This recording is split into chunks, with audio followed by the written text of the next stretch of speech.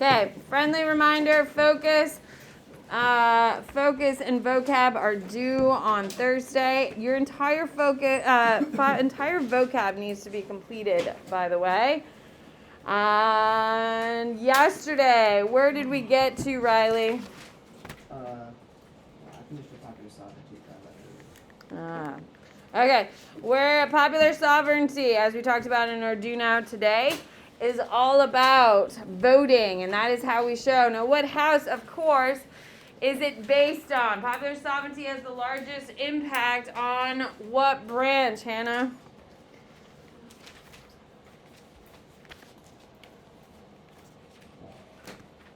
Hannah, what branch? There's 3 branches, girl.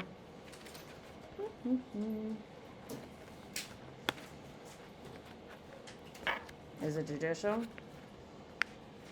What is popular sovereignty? It's all about what?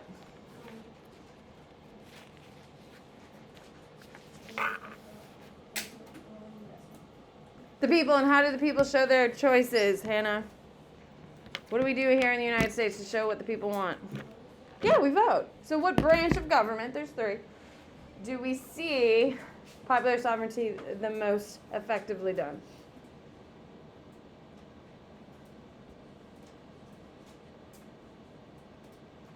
Help her out, Grant. Legislative. And why is it the legislative branch? There you go. So, if you didn't know that, you should probably write that down. Put your phone away, dude.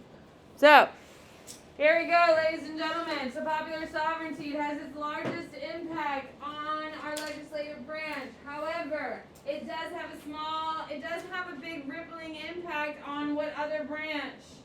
Britt. Legislative. We just talked about that. Thank you so much. We just talked about how the House and the Senate are both all elected officials, yeah? Sophia. Executive branch, why? Well, we do elect the president. It is typically based on popular vote, but the electors support it. Okay? So, that is how we get popular sovereignty. Is there any popular sovereignty in the judicial branch?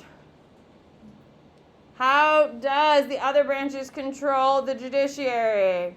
Riley? The executive branch, the president elects the judges. There you go. So depending on the president, they dictate the judges. Biggest thing is, whether you love Trump, hate Trump, we're going to talk about this a lot today. The best thing Trump did for people who believe in Trump is that he put into position tons of judges into power, including 2 Supreme Court judges. That's a huge deal. So he took a liberal Supreme Court and flipped it conservative. Has it made a difference? Yeah, absolutely. There's been rumblings throughout. He's also going to appoint more judges in history than any other president, which means Trump was only in office for 4 years. However, his impact on the bench, Brennan, thank you kindly, is going to be felt for the next 25-30. So if you're a Trump supporter, you are excited. He accomplished a ton, and that conservative agenda is going to be served for quite some time. If you hate Trump, you are banging your head against the wall because this legacy will not go away, and it has become incredibly built into the system. That is how important appointment of judges are, and we've really learned that through the last couple of elections. Majority rule, did we talk about that? Yeah. Perfect. Okay. So, the big thing that we are talking about today, did we talk about weaknesses? Weaknesses of the articles versus Constitution? Perfect. Here we go. You are not writing the whole chart. I'm going to tell you what to write down. You do need 2 columns, so make yourself a lovely little T-chart. Weaknesses of versus Constitution. Okay, so you do not need to write down this chart. If you are writing down the whole chart, you're going to miss the important stuff.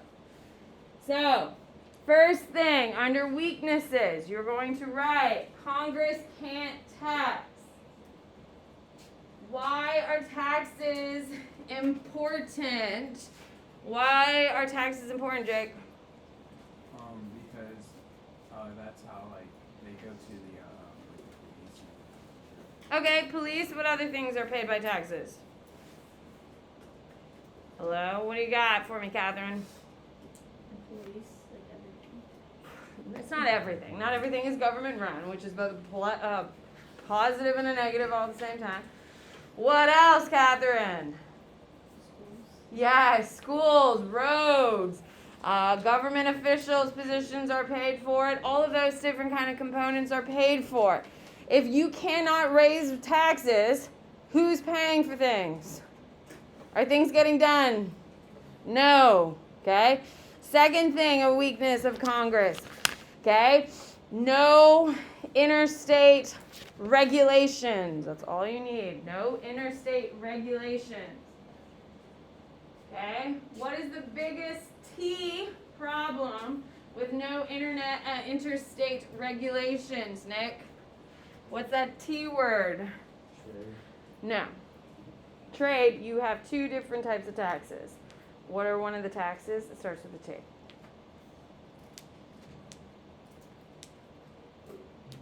T.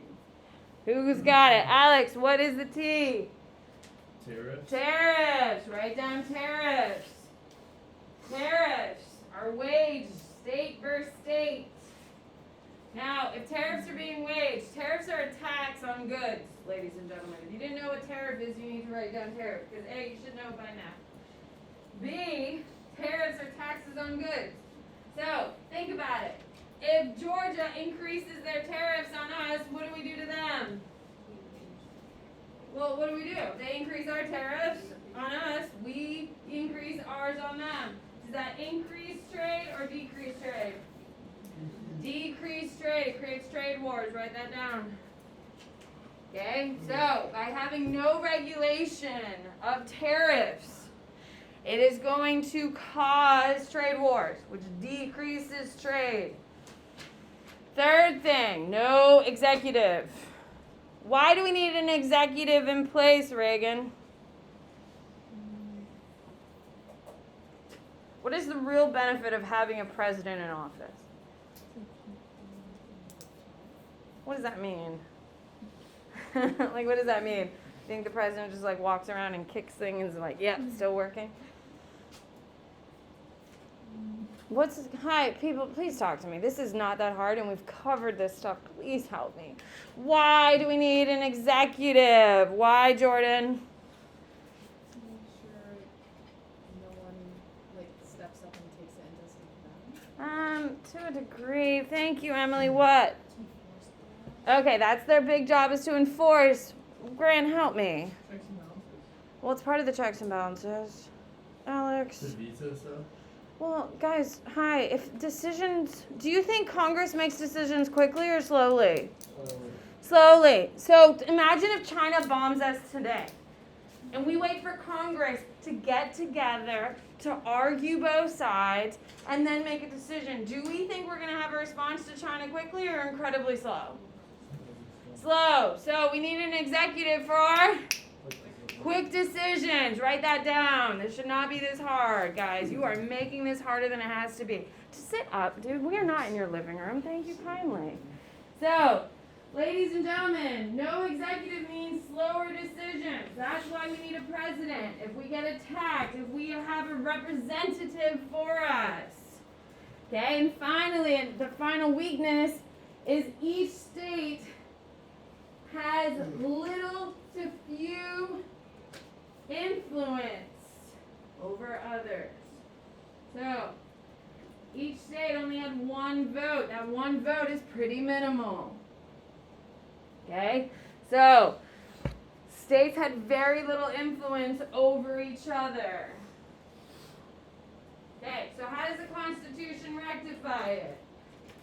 You guys are making this so hard. National government, Congress taxes. Write it down. Simple, stupid. Congress can tax.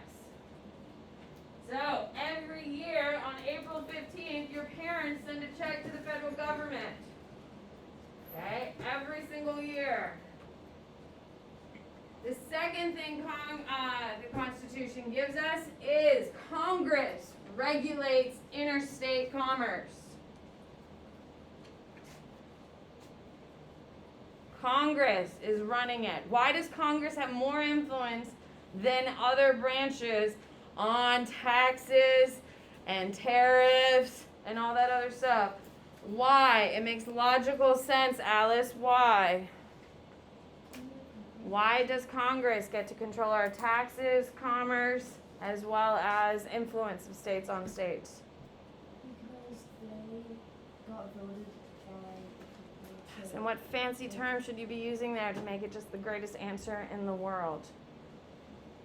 It's on their vocab. It was on the do now. Starts with a P. Popular sovereignty. Yes, they're implemented by popular sovereignty, so they get to make the biggest choices that affect our money the most. Yes? Us, the people, get to vote on how our money is spent. President is implemented. That's the third component. Okay, the president is elected. Okay, we already talked about why having a president is a big deal for quick responses. Okay, so how do we fix that we have interstate fights? The Supreme Court, write this down. The Supreme Court manages interstate problems. The Supreme Court manages interstate problems. Ladies and gentlemen, do states fight with each other? Yes, absolutely. There's a very famous example. The governor of New Jersey purposely shut down a highway to New York. Why? Because he could.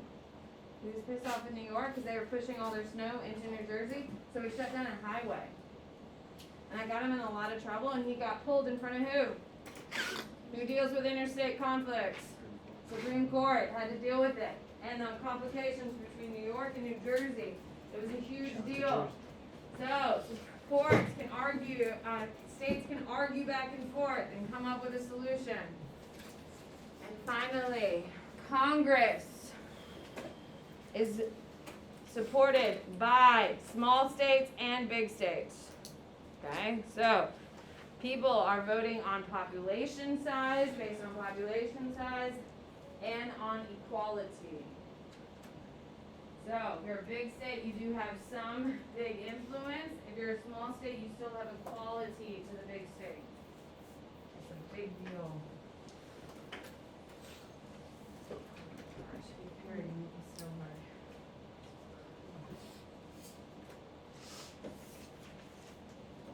Okay, let's talk separation of powers. Here we go. Separation of powers. Did we cover this yesterday? Nope, perfect.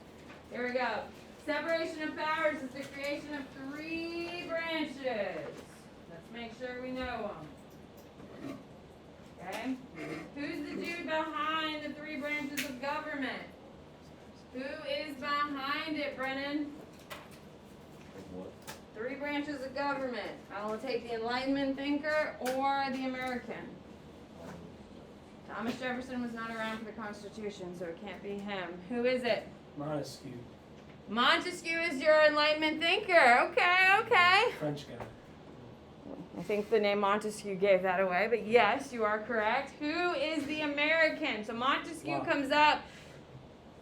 He's British, and he's an Enlightenment thinker, and he is definitely dead before the Declaration gets signed. So, when we are talking, we have Montesquieu, who's the original dude who came up with it during the Enlightenment. And who is the American who implements it, Jake? James Madison. You need to know that. Everything in the Constitution is based off Madison.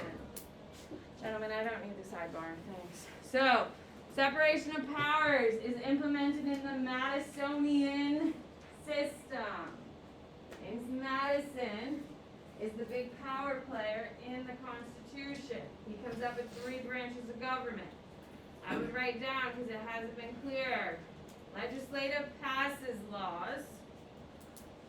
Executive, I would write enforces. To me, that makes more sense than executes.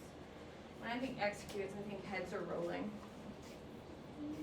Okay, so enforces is what I would write for executive branch. And then judicial is they interpret. Now,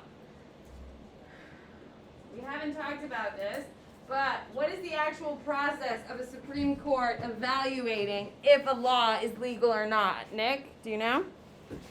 Starts with a J.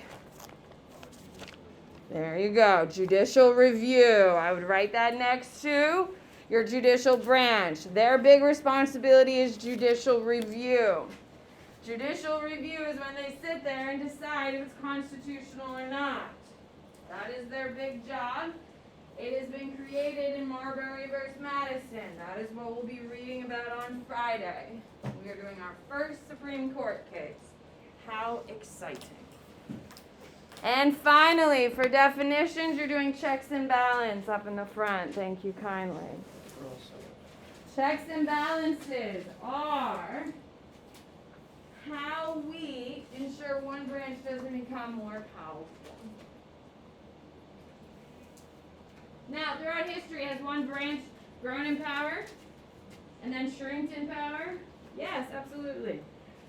Certain administrations, presidential, have become stronger than others because of their ability to wield their force. We're going to talk about how they did it.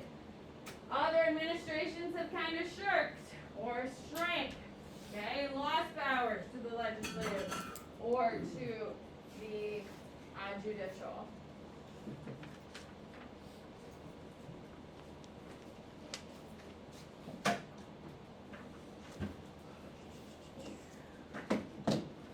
Okay, here we go. Now, we are going to write, this will be, you have this and one more definition, and then you're done with content for this first unit. However, I want you to write only what I tell you to write, and you need to write more than what's up there. Okay, you are writing 3 columns, see? But I'm going to do one at a time. I'm going to start with judicial because that's the one I can block. So, your first column is judicial. If you just blindly start writing down judicial and all the things I have up there, you're going to miss things. You have to add a little bit more to them. Is everyone clear? So, under the judicial, you need to know that these are all checks and balances. We are going to go through every branch and what checks and balances they have.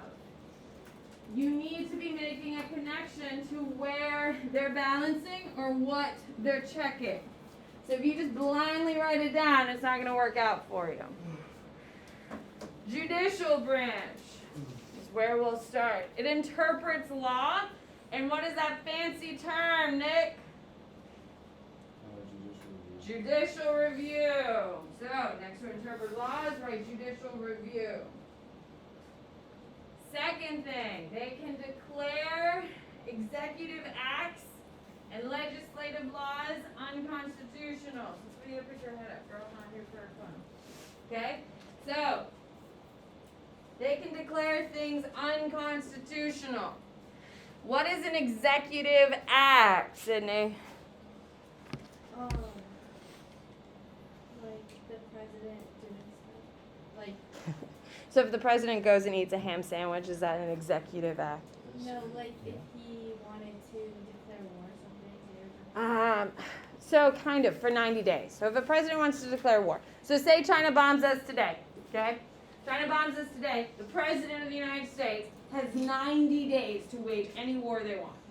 They can do whatever the hell they want, okay? After 9/11, George W. Bush, okay, he had 90 days before he had to ask Congress for permission. Okay, after 90 days, Congress did give it to him, and that's why we have the full-on invasion of Iraq. Okay, have you seen, like, maybe pictures of you with babies? Were you even alive?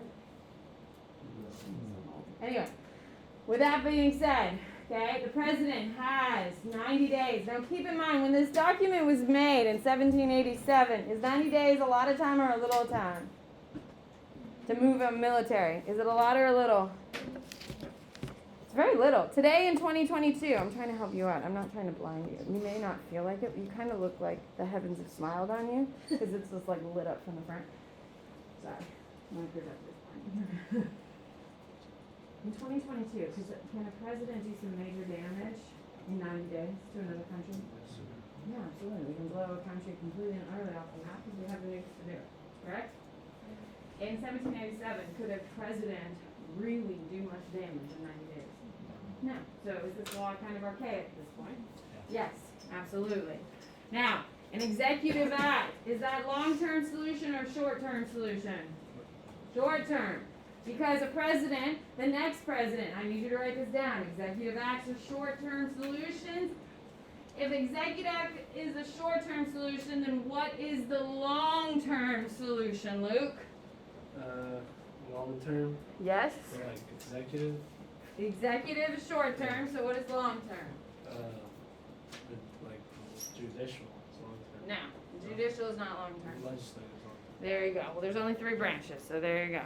Okay, so short-term is executive acts. Short-term is executive acts. Long-term is legislative laws.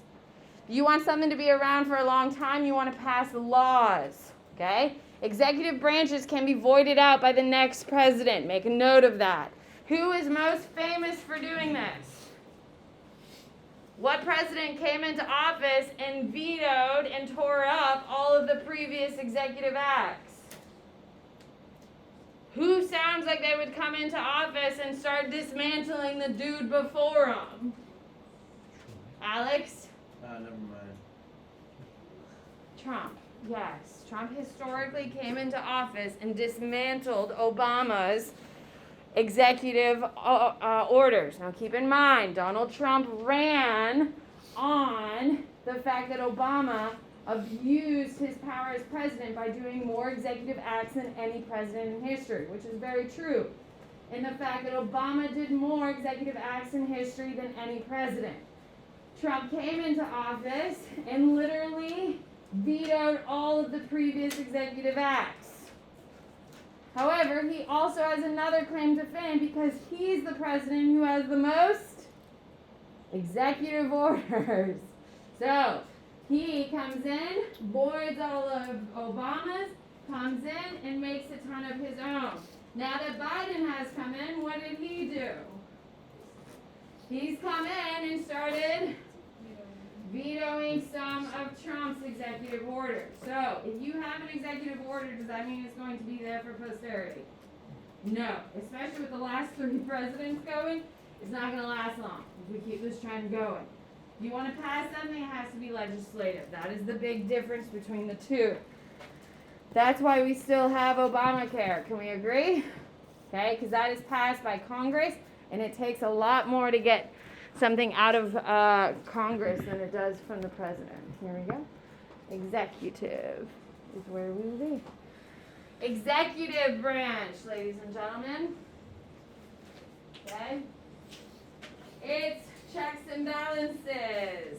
It can propose laws. What official constitutional event does a president propose laws? What event, Ford? It's a constitutionally mandated event that the president is supposed to make his suggestions. State of the Union, write it down. State of the Union is where he's supposed to propose. Okay? He can veto laws. How often do you think it happens? No, it happens like every 4 years. Okay? It happens every once in a while. It actually happens a lot more in your state houses than it does in Congress, by the way. Okay, presidents can call special sessions of Congress. Okay? So, they can call them in force. Not many presidents do this. Okay? Obama famously did after Sandy Hook. Okay? What were they discussing at the special council or special session? Caesar? Like specifically the Sandy Hook one? Yeah, what were they trying to argue? School shootings. Well, no, it's gun control Oh. on the premise of this school shooting. So gun control, successful special session or unsuccessful? Unsuccessful. There was no legislation that was passed from it, but that was the last time a president called a special session of Congress. Okay, appeal to the public. You need to have that. Okay, presidents appeal to the public in 2 major ways. Jimmy, give me one. How does the president appeal to us, Jimmy? Like representing what we want. No, go with the Jimmy. Okay? How do they inspire us and talk to us, Jimmy? Do you log into C-SPAN and watch Joe Biden on the reg? So how do you see Joe Biden on the reg? On TV. There you go. Media, ladies and gentlemen. Historically, of course, it was newspapers. Then it evolved to the radio, television, and now the internet. So, presidents are using media to influence the population. There's another way, and these are very important. What do we think, Lucas? What's the second way presidents influence the public? By visiting states. Have you ever met a president? No, like when they're running for president to different states. Well, that's once every 4 years. You don't think they do anything else in the meantime? How do we know if a president is successful? How do we know if a president is successful, Ian? What comes out every couple weeks? Starts with a P. What do you got for me, David? You're a senior, huh? A patent? A patent? What do you mean by a patent? Like an invention patent? No. Guys, what comes out every couple weeks about our presidents that start with a P, Jack? Polls. Write that down. Yeah, a poll. And what is a poll, Luke? Poll. Luke. Yeah. Poll's like, who's the best student type thing, like an example. How about we use the presidency? Oh, yeah. That, the thing we're teaching. Like president, so if you want me to be the president or like Joe Biden. We'll stick with Joe. We'll stick with Joe. Alright, well, people would either vote like, Joe Biden or me. It's like a poll, like, it's like a consensus, you know what I mean? Like a consensus of people, population vote. That's more of electoral kind of election kind of thing. Please, let me clean that up a little bit. Okay? A poll is how the Americans feel about the president. If the president is popular, it's up. If the president is unpopular, the poll is down. Let's maybe write that down. Greg, you need your head up. Let's go. So, when we are talking about polls, ladies and gentlemen, if the president is popular, he can use that popularity in the polls to push what branch? What branch would be most susceptible to the president pushing it? Alex. Legislative. Yes, because if he's an incredibly popular president, like 80% popularity, right? Okay, George W. Bush had that after the immediacy of 9/11. He had almost like a 90% approval rating. That's insane. War tends to do it to you.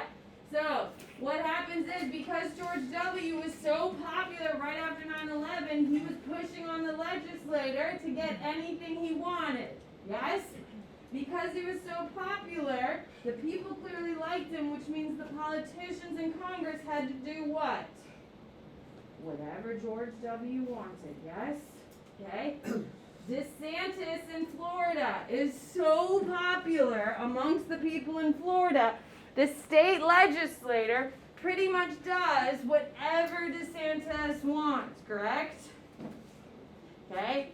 Popularity, it's a huge deal, okay? Media is a big deal. Obama is the first president to really embrace social media. That's why he became such a big deal and such like a huge figure in how politics have changed, okay? Media is a huge cause of that, okay? Appeal to the public, we covered. Appoints judges is a huge deal. As I talked about at the beginning, Trump appointed more judges than any president in history. His conservative viewpoints are going to be felt in America for 25, 30 years. The most he could ever serve as president is 8, but because of his appointment of judges, he will be felt for 25, 30 years. That's a big deal. Okay? And can pardon convicted felons. Pardons, ladies and gentlemen. Okay? Every president does it. It's usually done in the last week of their presidency. And there's usually always a couple weird ones, like why the hell would you pardon that person? And there's always some controversial ones, whether it's a Republican or a Democrat on both sides. It's because they're the enforcers of laws. So if they're the enforcers of laws, they can pardon people. That's how they get it. All right, and your final one is legislative. Here we go. Okay, the legislative branch approves the budget. How often do you think the budget is on budget?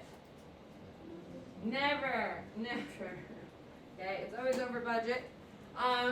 Joe Biden just got 2 big legislative wins, okay? And one of them was on a budget. He got the Republicans to sign in some climate change in exchange for balancing the budget in the next 10 years by signing into law the requirements to cut these things. That's how he got this legislation through. Passes laws, of course. Okay, that is their major goal. Now, when we talk about passing laws, okay, we're really talking about the nuts and bolts of how this whole process works. As we know of recent, House legislator can impeach. The House impeaches or starts the process, and the Senate carries the judgment. You need to know that. The House can decide to impeach, but it is the Senate who carries the proceedings. The House has to decide to impeach or not. And then the Senate actually do the impeachment or the trial. Does that make sense? Does impeachment mean removal? No. We've never seen a president removed by impeachment. We've seen threat of impeachment has had a president resign, and who is that? Nixon. He resigned because he didn't want to go in front of impeachment and get kicked out, so he resigned. Bill Clinton has been impeached and has survived the process. Donald Trump famously has been impeached twice and has made it through to his end of term. Someone asked me today, if you're impeached, does that mean you cannot run for office? No. Just because you're impeached does not mean you cannot run for office. Bill Clinton was at the end of his 8 years, so he couldn't run for re-election because he hit his 8 years. Donald Trump lost his re-election and got impeached in the last a month and a half of his candidacy. All right, 2 weeks, last 2 weeks. Okay, that's how he got the second one. Of course, the other one was in the middle. Okay. Approves appointments. This is a big deal. When a president, write this down. When a president takes office, he appoints everyone except the vice president. So on the executive branch, we only vote for 2 people, president and vice president. Everyone else on that whole branch, which is a ton, that's the cabinet, that's all of their heads of departments, all of those things are all appointed by the president. Okay? All of those people who the president appoints has to be approved by Congress. Okay? So, anyone who works in the White House has to be approved by Congress to do it. That's a balance. And confirms judges and cabinet's appointments. Of course, we famously know the Senate gets to agree or disagree with the president's appointment of a Supreme Court justice. Has the Senate said no?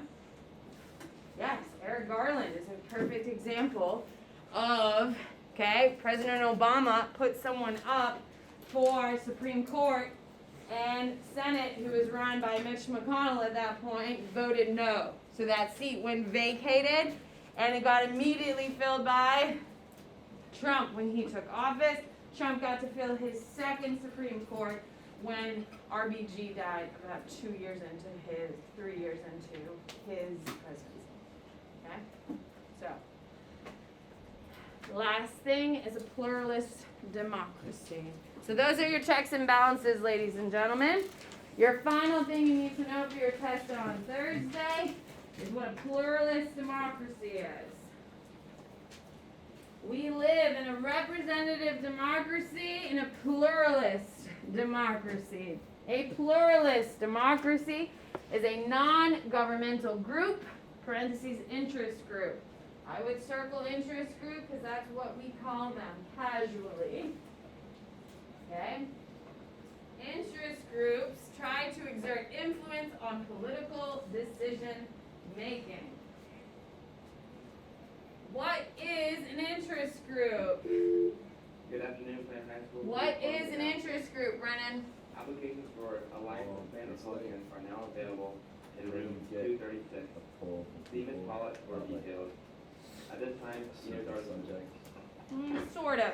An interest group is a one platform party. Okay? A one platform party. The most famous one is the NRA, National Rifle Association. What is their one platform? Great, what's their platform? The Republican Party? No. A lot of Republicans support it, of course, but what is the platform? NRA is all about what? Guns. Second Amendment, supporting guns and making ensuring people have access to the Second Amendment. That's their platform. How do you become influential? How do interest groups become influential? What makes interest groups influential? Why are people worried about the NRA? They have lots and lots of followers equal. They have lots and lots of money, ladies and gentlemen. Okay? Interest groups are money based. Okay? The more money you have, the more power you have. Is that I don't need your comments. I'm good. If you're leaving, leave. So, interest groups, ladies and gentlemen, are all about money and using that. There are two ways they do it. What are the two ways? What's the term they use when spending money? They what? It starts with a D. They donate. Okay? Interest groups donate money. They donate money to assert what? Influence. You should probably write this down like this. I'm not doing this for my health. Thank you kindly. Okay. Interest groups are all about donations.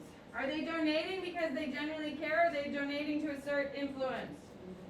Influence. They want things to go their way. Now, of course, we use the NRA because they're the most famous. They're also the wealthiest, so let's not forget that. But there's also a teachers' union. We have a lobbying group. You also need to know the word lobbyist. Lobbyists work for interest groups because they go to Capitol Hill and they lobby. Yeah, they go and argue on behalf of the interest group. So, in D.C., there are teacher unions represented by lobbyists who go and argue on behalf of teachers. How effective are they? Not at all. Your girl's wearing Target and Old Navy right now. Okay? With that being said, ladies and gentlemen, why are my teacher unions more effective at lobbying? What don't we have? Money. Yes. So, interest groups that have lots and lots of money happen to have lots and lots of power. Yes. Now, there are two positive things about pluralist democracy. First thing, it allows for multiple viewpoints. Sometimes a small idea makes it all the way through the House and the Senate to the President's desk and signed into law. The fact that we all wear seatbelts is an interest group push that agenda. Successful or not? Very successful. So small ideas gain power and influence, and that's how we have laws, federal laws, like seatbelts. Okay? Another positive thing is it allows more voices on Capitol Hill. Capitol Hill is where what branch lives? Legislative people. Didn't you all go to like DC on like 8th grade or something?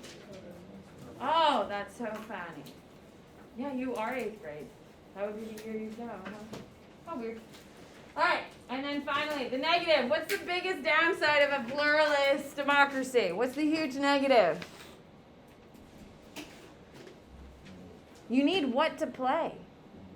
Money. So who gets more influence, poor people or wealthy people? Well, Yeah, it's all dark money. Haven't you heard that expression, dark money? That's what it is. Okay? See ya. Always a pleasure, 8th period. You make it so easy and so enjoyable. The discussion is vibrant. Woo!